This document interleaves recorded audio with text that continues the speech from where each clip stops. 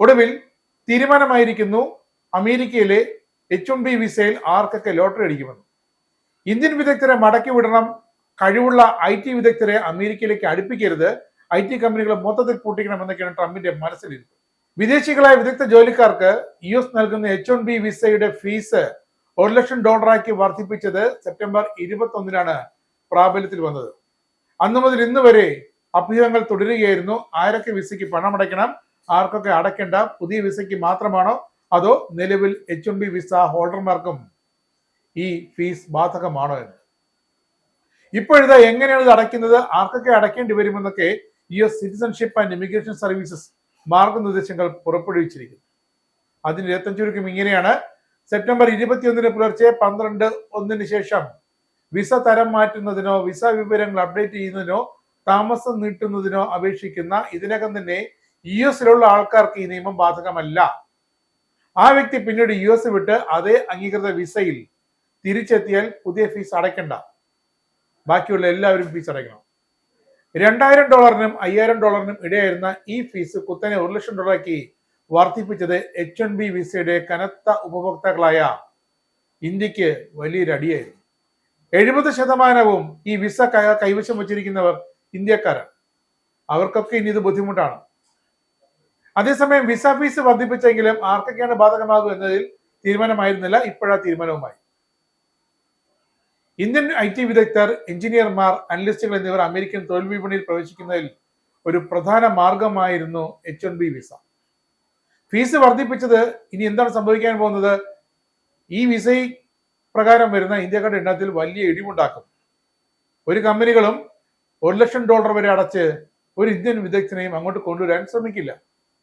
അല്ലെങ്കിൽ അത്ര വൈദഗ്ധ്യമുള്ള വ്യക്തിയായിരിക്കണം. പിന്നെ കമ്പനികൾക്ക് അമേരിക്കൻ പൗരന്മാരെ നിയമിക്കുന്നതിലൂടെ ഈ ഒരു വിടവ് നികത്താമെന്നാണ് ട്രംപിന്റെ കണ്ടെത്തൽ. എന്നാൽ ഇവർക്ക് നൽകേണ്ട ശമ്പളമോ ഇന്ത്യക്കാർക്ക് നൽകുന്നതിനേക്കാൾ ഇരട്ടിയാകുമെന്നാണ് ഏറ്റവും പുതിയ വിവരങ്ങൾ. H1B വിസ ഫീസ് എങ്ങനെയാണ് അടയ്ക്കുന്നത്, ആർക്കൊക്കെയാണ് ഫീസിൽ നിന്നും മാറ്റം കിട്ടിയിട്ടുള്ളതെന്നൊക്കെ ആ മാർഗനിർദ്ദേശങ്ങളാണ് ഇപ്പോൾ പുറത്തു വന്നിരിക്കുന്നത്. പുതിയ ഫീസ് അമേരിക്കയ്ക്ക് പുറത്തുള്ളവർക്ക് മാത്രമേ ബാധകമാകൂ. Department of homeland security secretary ദേശീയ താൽപര്യത്തിന് അനുസൃതം തീരുമാനിക്കുന്ന അസാധാരണ സാഹചര്യങ്ങളിൽ മാത്രമേ ഒരു വ്യക്തിയെ ഈ $1,00,000 ഫീസിൽ നിന്നും ഒഴിവാക്കുകയുള്ളൂ. നിലവിലുള്ള വിസ ഉടമകൾ, F1 വിസ ഉടമകളായ വിദേശ വിദ്യാർത്ഥികൾ, L1 വിസ ഉടമകളായ പ്രൊഫഷണലുകൾ എന്നിവർ H1B വിസയിലേക്ക് മാറുന്നതിന് $1,00,000 ഫീസ് നൽകേണ്ടതില്ല. അതേസമയം അപേക്ഷ നിഷേധിച്ചാൽ തൊഴിലുടമ ഫീസ് നൽകേണ്ടി വരും.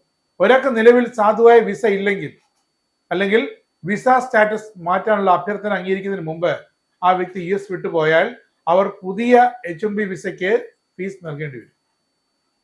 എന്നാൽ ഒരു വ്യക്തിക്ക് ഇതിനകം തന്നെ സാധുവായ H1B വിസ ഉണ്ടെങ്കിൽ ഇവരുടെ അപേക്ഷ സെപ്റ്റംബർ 21 ഈ വർഷം സെപ്റ്റംബർ 21 മുമ്പ് ഫയൽ ചെയ്തിട്ടുണ്ടെങ്കിൽ ഈ പുതിയ നിയമം അവർക്ക് ബാധകമല്ല. അപേക്ഷ സമർപ്പിക്കുന്നവർ, പുതുതായി നൽകുന്നവർ pay.gov ഉപയോഗിച്ച് ആവശ്യമായ $1,00,000 പേയ്മെന്റ് നൽകണം. പിന്നീട് ബാക്കി കാര്യങ്ങൾ. IT, എഞ്ചിനീയറിംഗ്, ഫിനാൻസ്, മെഡിസിൻ തുടങ്ങിയ മേഖലകളിൽ അമേരിക്കയിൽ പ്രവർത്തിക്കുന്ന കമ്പനികൾക്ക് ഉയർന്ന വൈദഗ്ധ്യമുള്ള ജീവനക്കാരെ അവരെ നിയമിക്കാൻ വേണ്ടിയാണ് US അനുവദിക്കുന്ന വിസ പ്രോഗ്രാമാണ് ഈ H1B.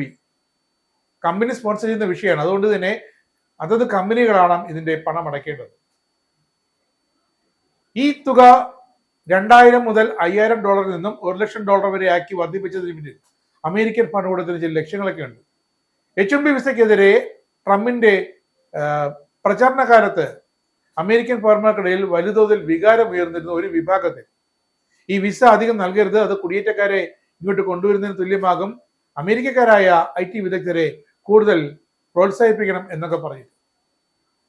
അതുകൊണ്ട് തന്നെ തദ്ദേശീയർക്ക് വിദേശികളേക്കാൾ കൂടുതൽ അവസരം നൽകണമെന്നായിരുന്നു ട്രംപിന്റെ പ്രചരണ വേളയിൽ ഉയർന്ന ഒരു വാദം. ട്രംപിന്റെ മിക്ക പ്രമുഖ അനുകൂലികളും ഈ വാദത്തിന് അനുകൂലവുമായിരുന്നു. വിദേശത്ത് നിന്നും ഏറ്റവും മികച്ച തോതിൽ ശമ്പളം വാങ്ങുന്ന ജീവനക്കാരന് മാത്രം അവസരം നൽകുക എന്നതും ഈ ഒരു ലക്ഷ്യത്തിന് പിന്നുണ്ട്. ബാക്കിയുള്ളവരെല്ലാം അമേരിക്കയിലേക്ക് വരണ്ട എന്ന് തന്നെയാണ് ഡൊണാൾഡ് ട്രംപിന്റെ തീരുമാനം.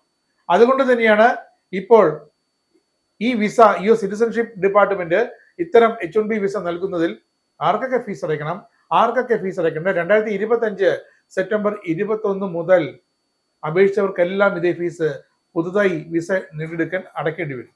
അല്ലാത്തവർക്ക് വേണ്ട എന്ന് തന്നെയാണ് വളരെ വ്യക്തമായി ഇപ്പോൾ US അധികൃതർ പറഞ്ഞിരിക്കുന്നത്. ഇസ്രായേലിന്റെ 5 സൈനിക താവളങ്ങളിൽ കനത്ത നാശനഷ്ടം. മോദി വെളിപ്പെടുത്തുന്ന ഇന്ത്യയുടെ വികസനത്തിന്റെ മയക്കുമരുന്ന് വിൽപ്പനയ്ക്കെതിരെ ശക്തമായ നടപടിയെടുത്ത് ഷാർജ പോലീസ്. അമേരിക്കയിലെ സാധാരണ മനുഷ്യരോട് കൂടിയാണ് കോൺഗ്രസിനുള്ളിൽ പങ്കുവയ്ക്കാൻ വിധി ഓപ്പറേഷൻ സിന്ദൂറിൽ ഉപയോഗിച്ച